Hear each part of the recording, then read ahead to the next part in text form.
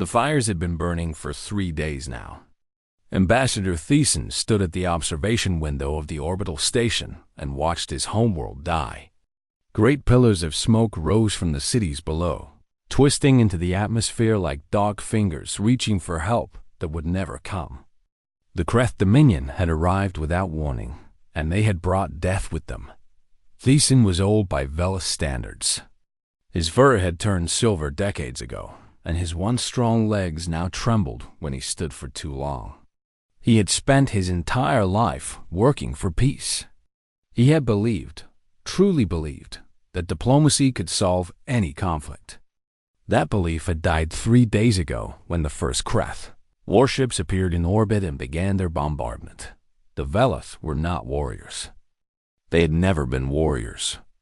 His species had evolved on a gentle world where the greatest dangers were storms and the occasional rock slide. They had developed agriculture, then science, then space travel, all without ever needing to develop weapons or armies. When they met other species among the stars, they had found friends. The Galoran Unity had welcomed them. The Mindari Consortium had traded with them. For 2,000 years, the Velith Collective had grown and prospered in peace. Then the Kreth came. The Kreth were everything the Velith were not. They were predators from a harsh world, evolved to hunt and kill and conquer. Their empire had swallowed dozens of species over the centuries. Some they enslaved. Others they simply exterminated. And now they had turned their hungry eyes toward the Velith Collective. Thiessen's assistant, a young female named Lyra, approached him with a data tablet in her trembling hands. Her large eyes were wet with tears she was trying not to shed. She was young, barely 30 cycles old. She should have been starting a family, building a home, living the peaceful life that every Velith deserved. Instead, she was watching her civilization burn. "Ambassador," she said, her voice barely above a whisper, "the southern continent has fallen. The Kreth have begun landing ground forces." Thiessen closed his eyes. The southern continent held the agricultural centers that fed half their population. Without it, even if they somehow survived the bombardment, millions would starve. And our calls for help? He asked, though he already knew the answer. Lyra shook her head. The Galoran Unity sends their regrets. They say they cannot risk war with the Dominion. The Mindari Consortium has gone silent. The other species... She trailed off, unable to continue. Thiessen understood. The other species were afraid. The Kreth were too powerful, too ruthless. No one would risk their own destruction to save the Velith. It was the cold logic of survival, and Thiessen could not even blame them for it. He turned from the window and walked slowly toward the station's command center. His old legs ached with every step, but he ignored the pain. There was one option left. One desperate, foolish, possibly catastrophic option. But when you were already dying, what did you have to lose? The command center was chaos.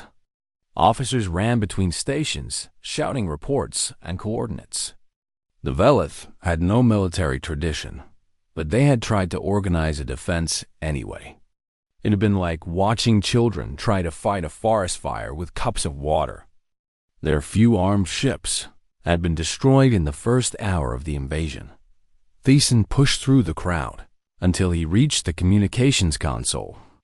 The officer there, a middle-aged male named Corthan, looked up at him with desperate hope in his eyes. "Ambassador, have you brought news?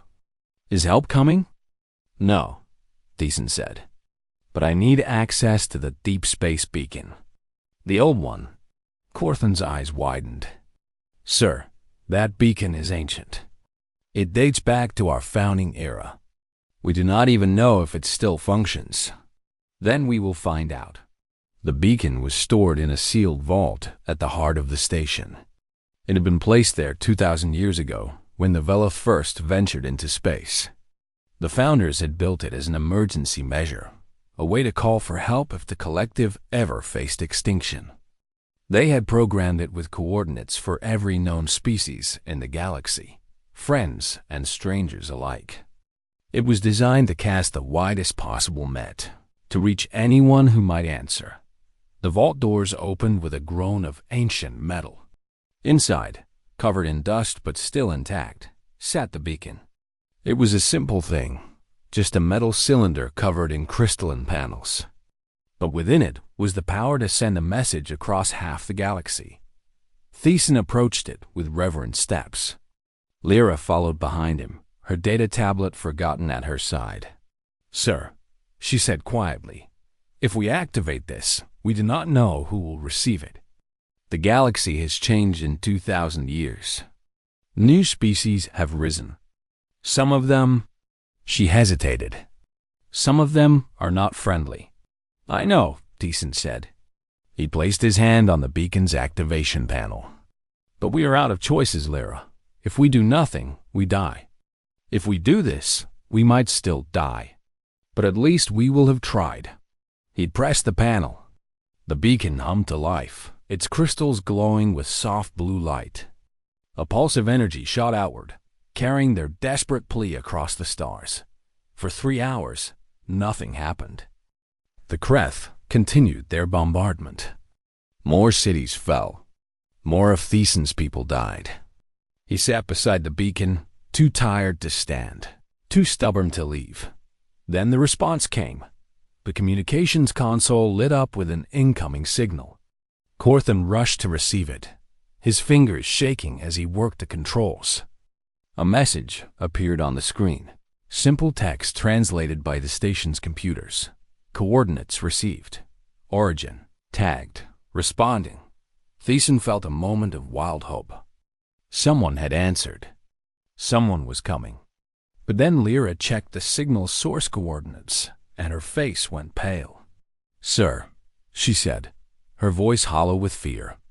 "This signal, it comes from Sector Omega-7." The hope in Thiessen's chest turned to ice. Sector Omega-7, the quarantine zone.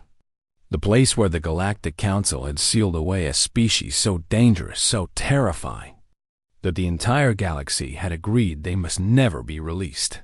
The records called their world Deathworld Prime, a planet of crushing gravity, toxic air, and endless violence.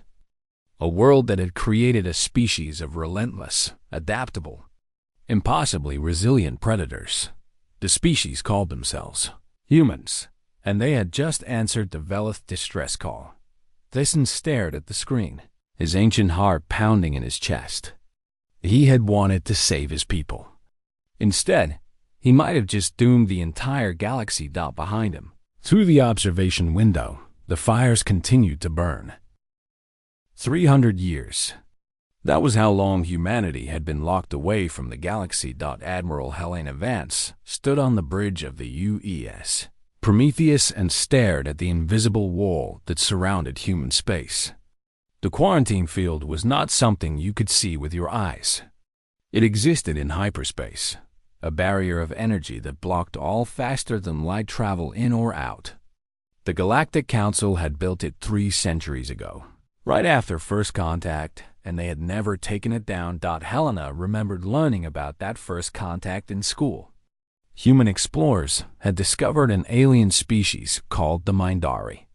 The Mindari had been terrified. They had taken one look at human physiology, at human history, at the world humans called home, and they had run screaming to the Galactic Council.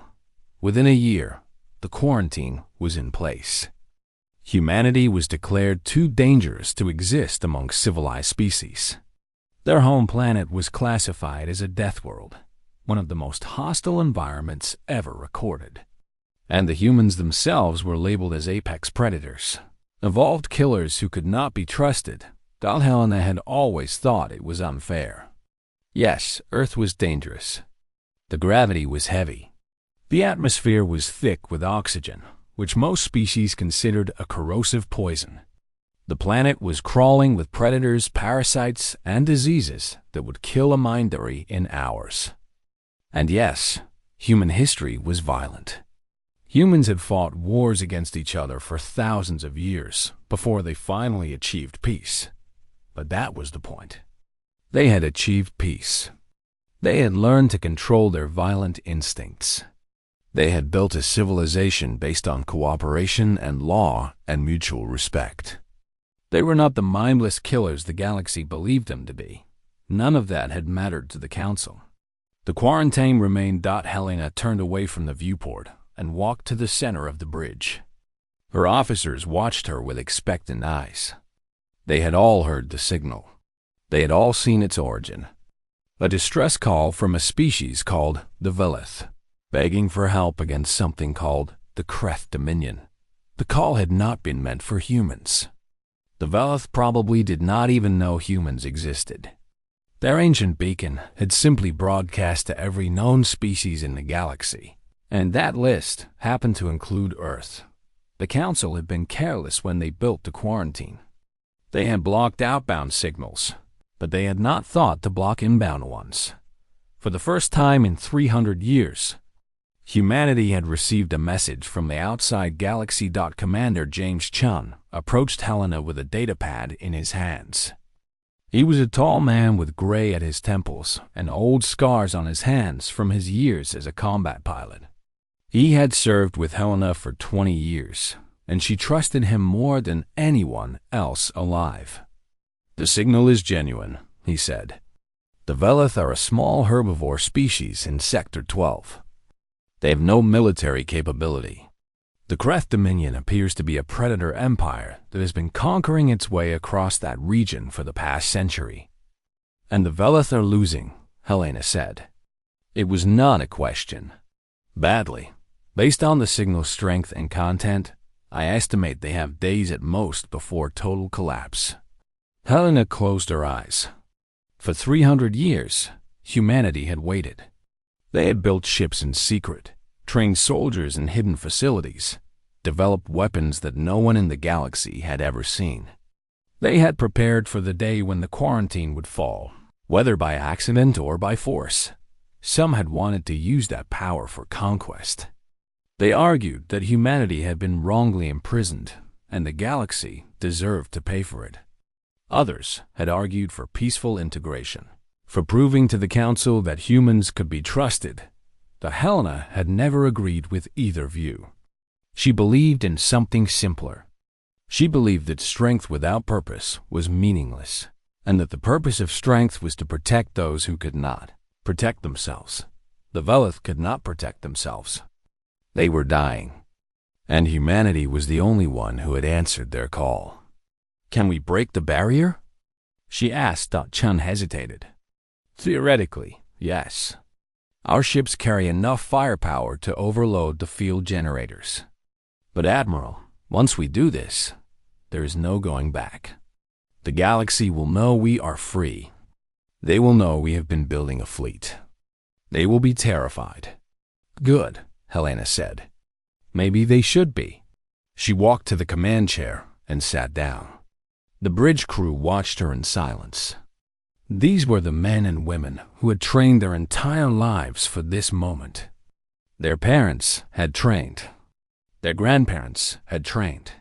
300 years of preparation, all leading to this single decision. "Open a channel to the fleet," Helena ordered.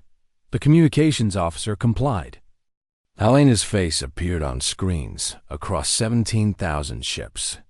Carriers and battleships and destroyers and cruisers, all hidden in the depths of the quarantine zone, all waiting for her word. "This is Admiral Vance," she said. 30 minutes ago, we received a distress signal from outside the barrier. A peaceful species is being exterminated by a predator empire. No one else is going to help them. The galaxy has decided they are not worth saving." She paused, letting the words sink in. 300 years ago, the galaxy decided we were too dangerous to exist. They locked us away and forgot about us. They assumed that because we evolved on a harsh world, because we fought wars in our past, we must be monsters. They never gave us a chance to prove them wrong. She stood, her eyes blazing with conviction. Today, we prove them wrong. Not with words, not with diplomacy, with action. We are going to break this barrier. We are going to fly to Vela Space, and we are going to save those people. And when the galaxy asks why, we will tell them the truth. We are humans. We protect the weak. We fight the bullies. And we never, ever abandon someone who calls for help."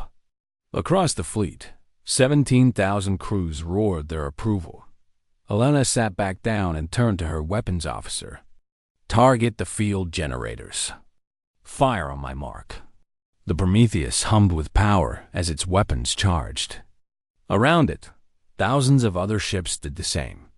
The quarantine barrier that had held humanity prisoner for 3 centuries glowed with the energy it would take to stop them. It would not be enough. "Mark," Helena said. The fleet fired as one. Beams of energy struck the barrier from every direction. For a moment, the field held. Then cracks appeared, spreading across its invisible surface like ice breaking under pressure. The barrier shattered. Humanity poured through the gap like water through a broken dam. 17,000 ships surged into open space, their engines burning bright against the darkness. For the first time in 300 years, humans flew free among the stars. The galaxy would learn to fear that sight. But not today. Today, they would learn something else. Today, they would learn that the monsters they had locked away were coming to save them. The Galactic Council chamber had not seen this much activity in a century. Representatives from every major species crowded the massive hall, their voices rising in a chaos of fear and accusation. The holographic displays showed the same images over and over. Kreth warships exploding, human vessels pouring through broken space. The quarantine barrier, that perfect prison that had held for 300 years, shattered into nothing. Councillor Mirith of the Galaran Unity stood at the center of the chamber and tried to restore order. He was a tall being, his blue-gray skin stretched over a skeletal frame that made him look perpetually worried. Right now, his worry was entirely justified. "Order," he called out, his voice amplified by the chamber systems. "We must have order." The chaos continued. Species that had not spoken to each other in decades were now screaming accusations. Some blamed the Velith for activating the ancient beacon. Others blamed the Mindari for failing to maintain the quarantine properly. A few even blamed the Kreth for provoking the situation. No one wanted to blame themselves. No one wanted to admit that they had locked away an intelligent species for 3 centuries, based on nothing but fear. A new voice cut through the noise. It was quiet, but it carried the weight of absolute authority. "If the council will allow me to speak." Every head turned. Standing at the entrance to the chamber was a holographic projection of a human female. She wore a military uniform covered in medals and insignia. Her gray hair was pulled back severely, and her eyes held the calm confidence of someone who had already won. Admiral Helena Vance had arrived. The chamber fell silent. For most of these species, this was their first time seeing a human up close. They stared at her with a mixture of fear and fascination. Some looked for the fangs and claws that the old stories promised. They found only a middle-aged woman with tired eyes and steady hands.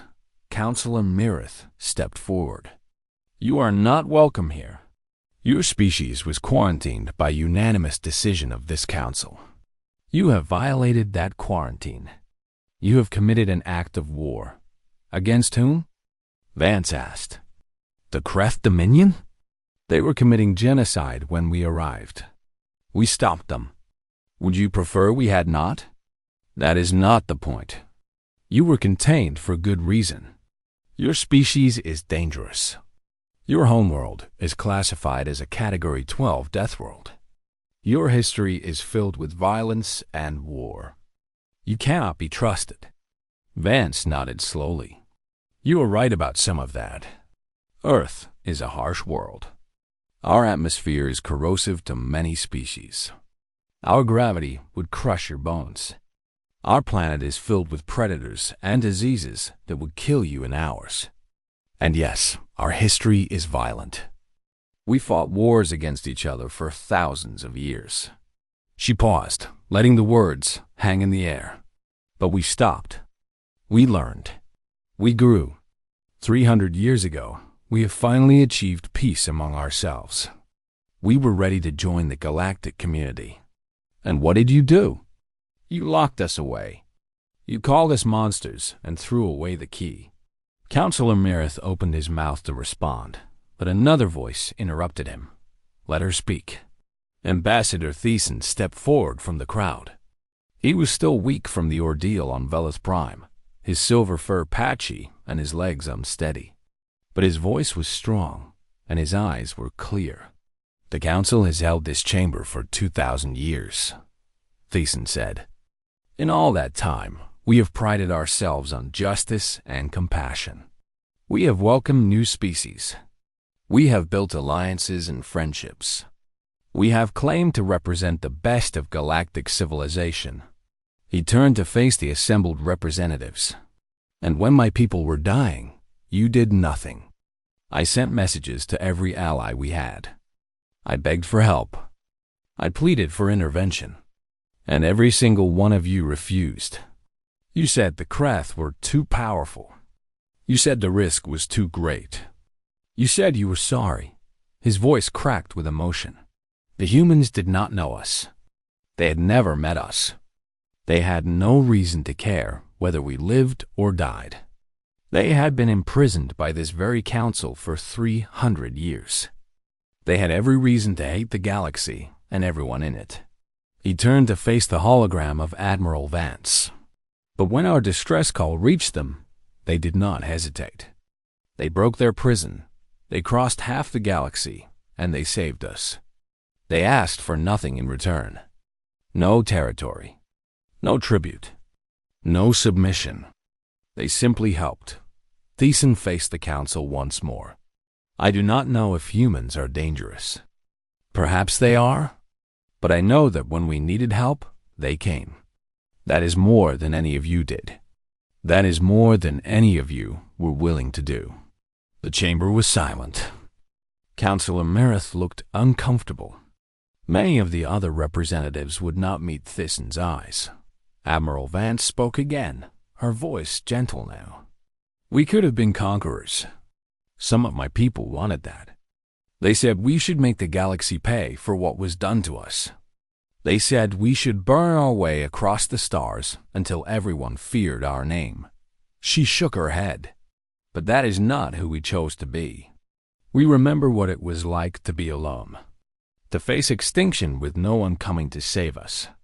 We remember the plagues that killed millions, the wars that nearly destroyed us, the challenges that should have ended our species. We survived because we learned to help each other. We learned that the strong have a responsibility to protect the weak. She looked directly at Counselor Merith. You locked us away because you were afraid of what we might do. You never stopped to ask what we actually wanted to do. So I will tell you now. We want to help. We want to protect. We want to make sure that no other species ever has to send a distress call into the void and pray that something kind answers. She paused. We are not asking for your permission. We are not asking for your approval. We are telling you what we are going to do. And if you try to stop us, if you try to harm the people we protect, you will discover exactly why the old stories called us monsters. The threat hung in the air, cold and clear. Then Vance smiled, and the warmth in it was somehow more frightening than any snarl. But I do not think it will come to that. I think you are better than your fear. I think, deep down, you want to believe that strength can be used for good. So give us a chance. Let us prove that we are not the enemy. Let us show you what humanity can be. The chamber remained silent for a long moment. Then, one by one, representatives began to nod. Not agreement, exactly. Not trust. But something else. Hope. Perhaps the monsters could be heroes after all. Commander Shuvith stood on the bridge of his flagship and smiled. It was not a pleasant smile. His species did not have pleasant smiles. The Kreth had evolved as apex predators, and their faces were designed to terrify prey. Below him, the planet Velith Prime burned. His fleet had been bombarding it for 5 days now. The major cities were rubble. The military installations, such as they were, had been destroyed in the first hour. All that remained was the slow, methodical process of breaking the population's will to resist. Shuvith enjoyed this part. The Velith were weak creatures, small and fragile, and entirely helpless. They had no weapons that could hurt his ships. They had no soldiers that could challenge his warriors. They were prey in every sense of the word, and the Kreth were born to hunt prey. His second in command, a scarred female named Kethera, approached with a report. "Commander, the southern continent has been pacified. We have begun processing the population for labor assignments." Shuvith nodded. The strong ones would be worked to death in Kreth factories. The weak ones would be used for other purposes.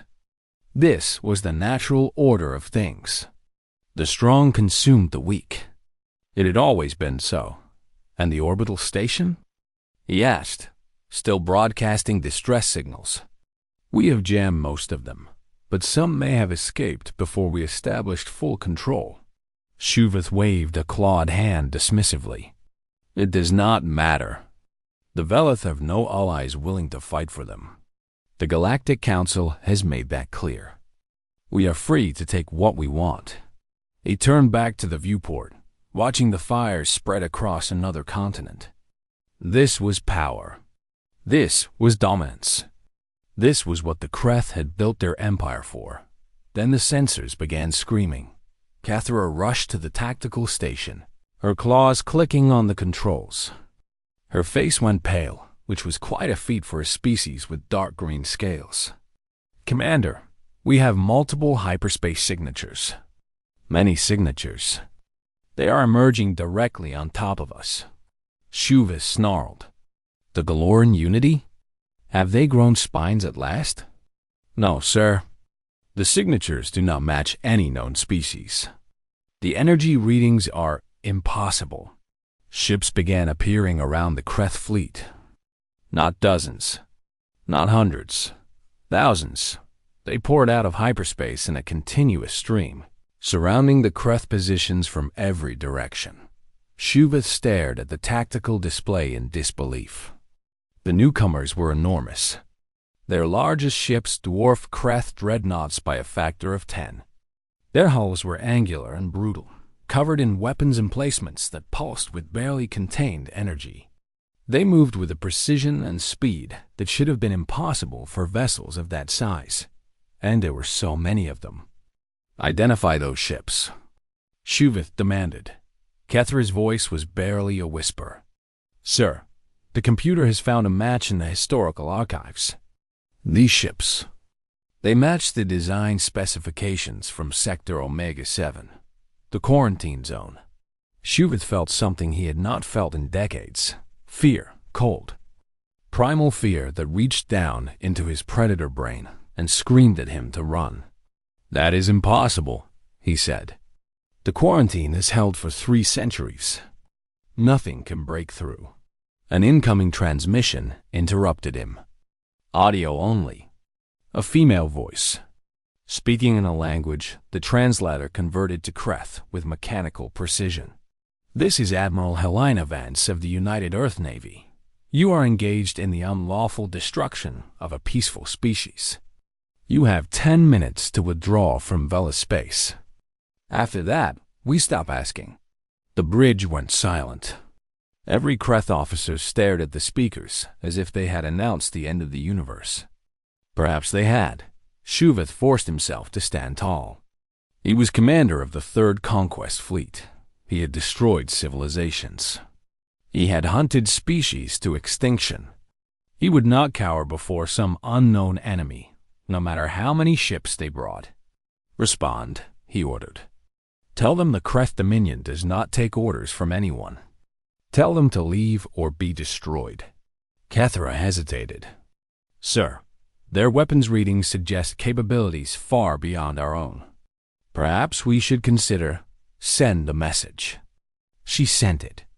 10 seconds later, the response came. Still audio only. Still that same calm female voice. We warned you. The human fleet opened fire. Shuvith had witnessed many battles in his long career. He had seen fleets clash and ships burn, and warriors die by the thousands. He thought he understood combat. He thought he understood war. He understood nothing. The human weapons struck Kreth ships with the force of exploding stars. Shields that could withstand hours of bombardment collapsed in seconds. Armor that could shrug off nuclear weapons melted like ice in a furnace. Ships that had taken years to build and had conquered. Dozens of worlds were torn apart in moments.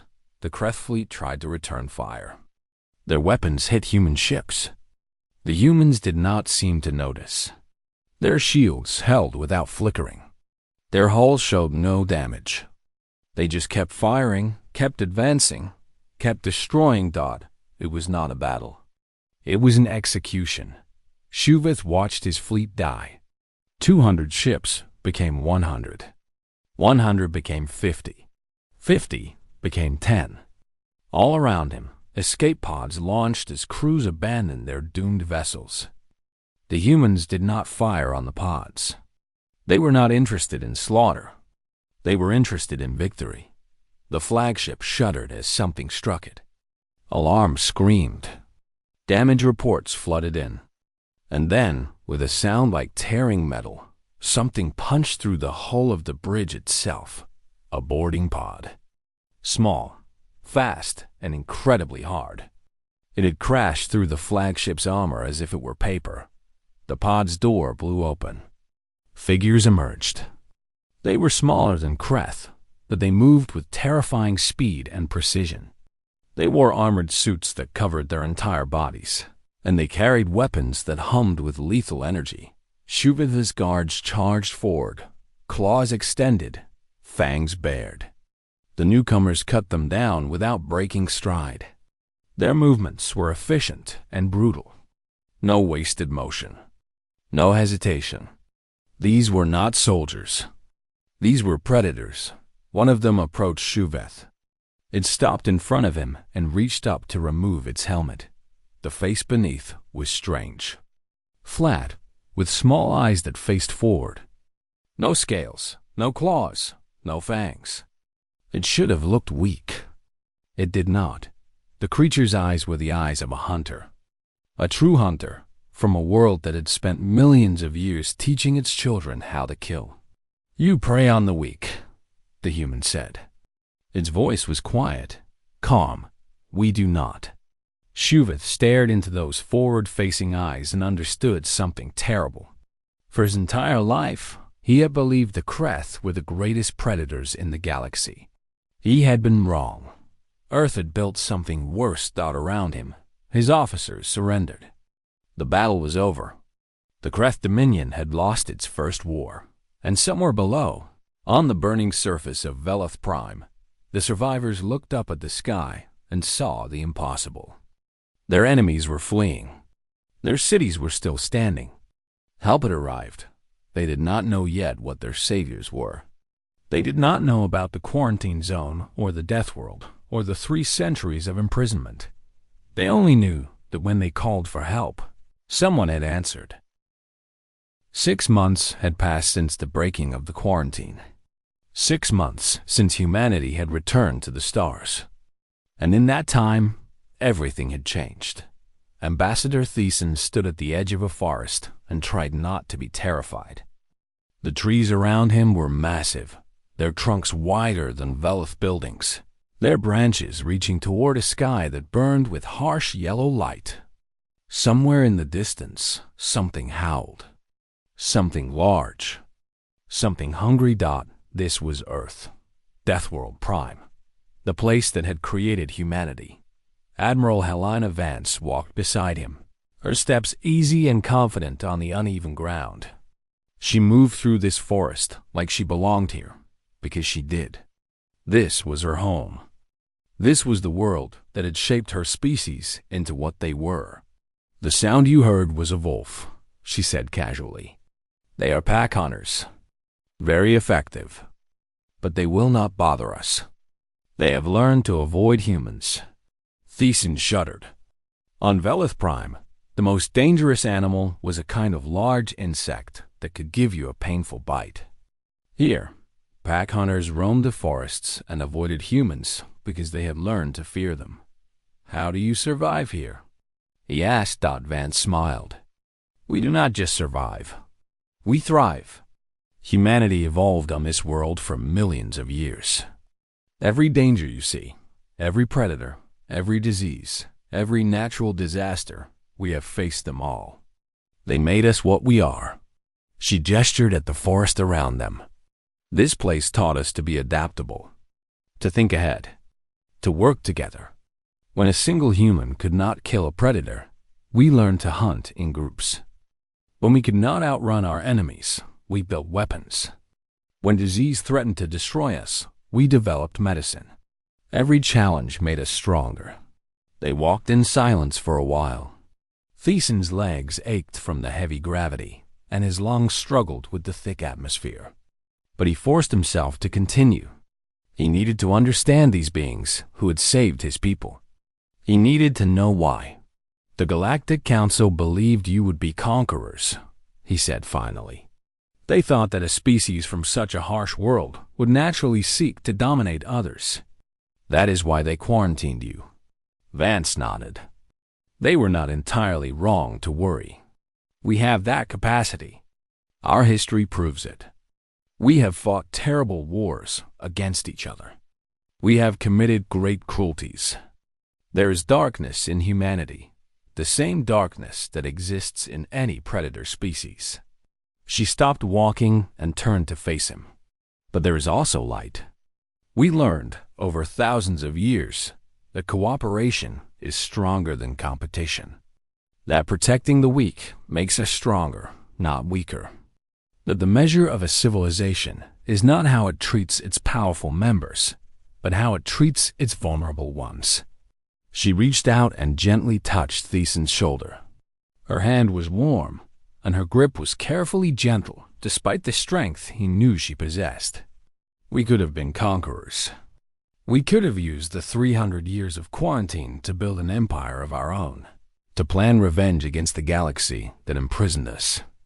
Some wanted that. But we chose differently. We chose to remember what it felt like to be afraid and alone, and we promised ourselves that we would never let anyone else feel that way if we could prevent it." Thiessen looked into her eyes. They were the forward-facing eyes of a predator, designed for hunting and killing. But he did not see a predator looking back at him. He saw a protector. "What happens now?" he asked. Vance turned and began walking again. "Now we keep our promise. The Kreth Dominion is broken, but it is not the only threat in the galaxy. There are other empires, other predators, other species that prey on the weak. They will learn that things have changed." They emerged from the forest onto a high cliff overlooking a vast plain. In the distance, a human city rose toward the sky, its towers gleaming in the harsh sunlight. And above the city, ships moved through the atmosphere, human vessels and Velath vessels flying side by side. "The alliance between our peoples is just the beginning," Vance said. "We are reaching out to others, to every species that has suffered under predator empires. We are building something new. Not a human empire. Not a Velith collective. Something better. A coalition of the willing. A force dedicated to protecting those who cannot protect themselves." Thiessen watched the ships for a long moment. 6 months ago, he had been an old diplomat watching his civilization burn. He had activated that ancient beacon expecting nothing, hoping for a miracle, prepared for the end. He had not expected this. He had not expected humans. "Your people frighten me," he admitted. "Even now, knowing what you did for us, I am frightened. You are so strong, so capable of violence. How can we trust that you will not someday turn that strength against us? Vance considered the question seriously. You cannot be certain. Not completely. Trust is always a risk. But I can tell you this. We know what it is like to be feared. To be locked away because others were afraid of what we might do. We will not do that to anyone else. And we will not become the monsters that the galaxy believed us to be. She turned to face him fully, and her expression was solemn. The humans have a saying. With great power comes great responsibility. We have power, Thiessen. More than any single species should probably have. So we will use it responsibly. We will protect the weak. We will fight the bullies. We will answer every call for help, no matter who sends it or where it comes from. She extended her hand toward him.